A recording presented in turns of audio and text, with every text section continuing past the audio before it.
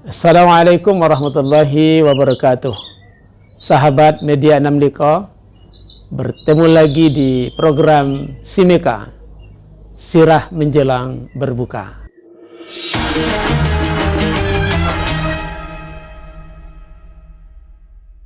Innal hamdalillah wassalatu wassalamu ala Rasulillah wa ala alihi wa sahbihi wa mawala. Asyhadu an la ilaha illallah wahdahu la syarika lah wa asyhadu anna Muhammadan abduhu wa rasuluh. Sahabat Media 6 Liko yang kita muliakan dan dirahmati oleh Allah Subhanahu wa taala. Pertama, marilah kita bersyukur pada Allah Subhanahu wa taala. Alhamdulillah, kesadaran kita dan keinsafan kita untuk menunaikan tugas-tugas pokok kita kepada Allah. Salah satunya adalah tugas pokok melaksanakan ibadah puasa dapat kita tunaikan dengan baik.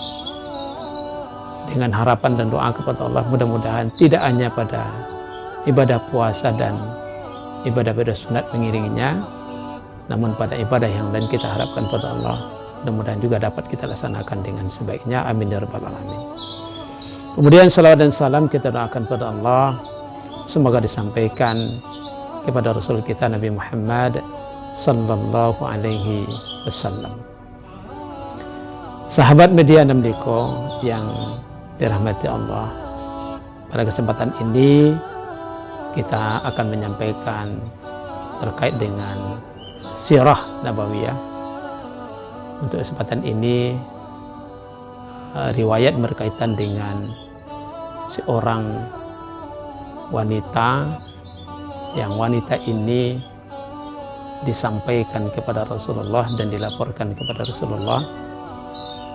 Wanita ini adalah wanita yang termasuk wanita ahlul ibadah, wanita yang secara ibadah memang sangat kuat, sehingga dalam hadis itu, hadis yang diriwayatkan oleh Imam Bukhari dari Abu Hurairah, itu dijelaskan bahwa inna fulanah, ada seorang wanita tuqimul laila, dia mendirikan salat malam, atasumun nahar, dia mempuasakan siang, wa taf'alu wa tasaddaq, dia bersedekah sangat banyak. Ini yang dilaporkan kepada Rasulullah SAW oleh seorang sahabat. Namun demikian, seorang wanita ini kemudian tu'zi jiranaha bilisaniha, ia menyakiti tetangganya dengan lidahnya, dengan lisannya. Maka Rasulullah SAW menjawab, la khaira fiha, maka tidak ada kebaikan padanya, tidak ada kebaikan pada salat-salat malamnya, tidak ada kebaikan pada puasa-puasa sunat siangnya, tidak ada kebaikan pada sedekah-sedekah yang diberikannya. Kenapa? Karena wanita ini adalah wanita yang banyak ibadah, kemudian tidak bisa menjaga mulutnya dengan baik, sehingga orang lain tersakiti dengan lisannya, dengan kata-katanya. Malah Rasulullah melanjutkan, hiya min ahlin nar, ia adalah salah seorang dari penghuni neraka. Ini tentu saja menjadi na'udzubillah. Sebaliknya juga dilaporkan oleh sahabat, ada juga seorang wanita yang lain, inna fulana, seorang wanita tusallil maktubah, ia melaksanakan solat yang wajib-wajib saja, melaksanakan puasa yang wajib saja pada bulan Ramadan, kemudian bersedekah hanya sedikit saja. Wala tu'zi ahadan, tapi wanita ini tidak pernah satu pun yang disakiti oleh lisannya, oleh kata-katanya. Maka Rasulullah menyampaikan, hiya min ahlil jannah, dia adalah salah seorang dari penduduk surga. Ini kan alhamdulillah. Jadi boleh jadi orang-orang yang secara ibadah sangat kuat, sangat rajin, sangat banyak, tapi ibadahnya itu tidak bisa memberikan manfaat banyak, tidak bisa mengisi ruang jiwanya, tidak bisa mengisi ruang rohaninya untuk menjadi orang yang lebih baik, menjadi orang yang lebih soleh. Artinya ibadah yang dilakukan tinggal pada ibadahnya, kemudian sikapnya terpisah dari ibadahnya. Ini tidak boleh terjadi. Sekali lagi, ini tidak boleh terjadi. Hal ini juga diisyaratkan oleh Allah Subhanahu wa taala, sampaikan dalam firman-Nya dalam surah Al-Maun. Fawailul lil musallin alladzina hum fi salatihim sahun walladzina hum yura'un. Maka neraka-lah bagi orang-orang yang melaksanakan salat. Ini sebuah peringatan. Ini sebuah isyarat bahwa ternyata orang yang salat itu boleh jadi diancam oleh Allah Subhanahu wa taala dengan neraka. Jadi mirip-mirip sama dengan wanita yang diceritakan tadi, yang dikisahkan tadi.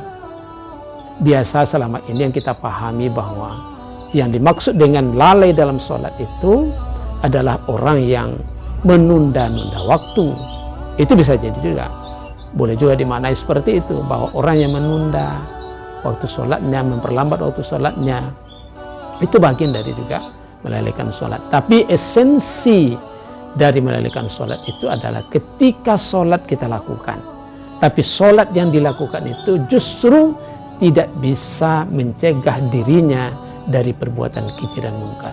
Lisan yang tidak terpelihara, lisan yang memberikan rasa sedih kepada orang lain, lisan yang menyakitkan perasaan orang lain, menyusahkan orang lain, adalah lisan yang bagian dari perbuatan maksiat di sisi Allah Subhanahu wa taala. Sebagaimana sesungguhnya juga disampaikan Allah Subhanahu wa taala, salat yang kita lakukan itu sejatinya mestinya bisa mencegah orang dari perbuatan keji dan mungkar. Innas salata tanha 'anil fahsya'i wal munkar. Sesungguhnya salat itu mencegah dari perbuatan keji dan mungkar. Sahabat media Namliko yang kita hormati, dari riwayat ini, dari sirah ini, dan penjelasan hadis seperti yang tadi, maka banyak hal yang bisa kita ambil manfaat, banyak hal yang bisa kita beribrah di dalamnya, banyak hal yang bisa kita ambil hikmah di dalamnya. Pertama, bahwa sholat yang kita lakukan, ibadah yang kita lakukan, jangan itu kemudian menjadikan kita tidak bermanfaat dengan ibadah itu. Justru kemudian ibadah yang kita lakukan itu kemudian tidak membantu kita, tidak menolong kita untuk menjadi penghuni surga. Nah, ini yang kita hindari. Maka marilah kita berusaha bersama-sama dengan sesungguhnya meneguhkan hati bahwa setiap ibadah yang kita lakukan itu mengisi kepada ruang jiwa kita. Bacaan-bacaan sholat yang kita baca itu memberikan nur ke dalam. Nah, maka sholat bisa saja kemudian as-sholatu nurun, bahwa sholat itu adalah cahaya yang kemudian menerangi jiwa kita, menerangi nurani kita, sehingga ketika nurani ini diberi cahaya oleh ibadah yang kita lakukan, maka akan terbentuk sebuah sistem kerja iman yang luar biasa, sistem kerja ketakwaan yang luar biasa. Dari sistem itu kemudian muncullah sikap menjadi orang-orang yang taat kepada Allah, sikap menjadi orang-orang yang soleh dalam kehidupan sehari-harinya. Sahabat media Namliko yang dirahmati Allah dan kita muliakan, ibrah berikutnya yang bisa kita ambil dari sirah tersebut adalah di antara syarat ibadah kita diterima oleh Allah Subhanahu wa taala adalah terjadinya pertambahan hidayah, pertambahan petunjuk dari Allah Subhanahu wa taala ketika kita melakukan ibadah kepada Allah. Maka ibadah yang kita lakukan itu tidak boleh berhenti pada gerakan formalnya, bacaan formalnya, simbol-simbol ibadah dalam bentuk ritualnya. tetapi ibadah yang kita lakukan itu benar-benar mampu mengantarkan kita menjadi orang yang lebih taat. Walladzina tadaw zadahum huda. Orang-orang yang diberi hidayah, orang-orang yang diberi petunjuk oleh Allah Subhanahu wa taala, maka petunjuk itu, hidayah itu akan bertambah-tambah kepada dirinya. Artinya ketika orang beribadah, ketaatannya semakin bertambah, ketakwaannya semakin bertambah, amal solehnya semakin bertambah, sholatnya semakin hebat, sholatnya semakin rajin, sedekahnya semakin banyak, lalu puasanya juga semakin lebih baik, dan juga melakukan puasa-puasa yang tidak hanya puasa wajib, tapi juga menjadi puasa sunat di luar Ramadan. Inilah yang dapat kita sampaikan, mudah-mudahan bermanfaat, sehingga kita semua berharap kepada Allah, mudah-mudahan kita ini diberikan kekuatan terus-menerus oleh Allah Subhanahu wa taala menjadi hamba yang benar-benar dari ibadahnya menjadi orang yang lebih baik. Amin ya rabbal alamin.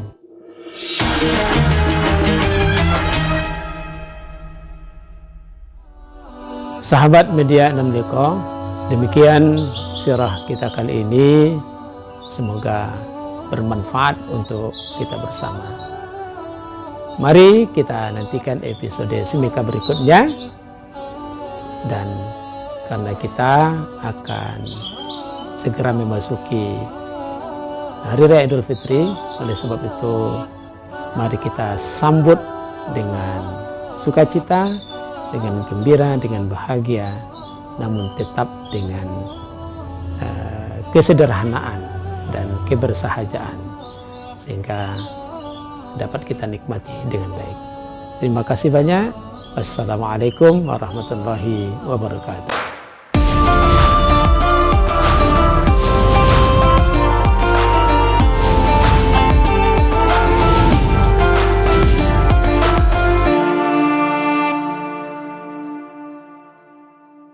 Habib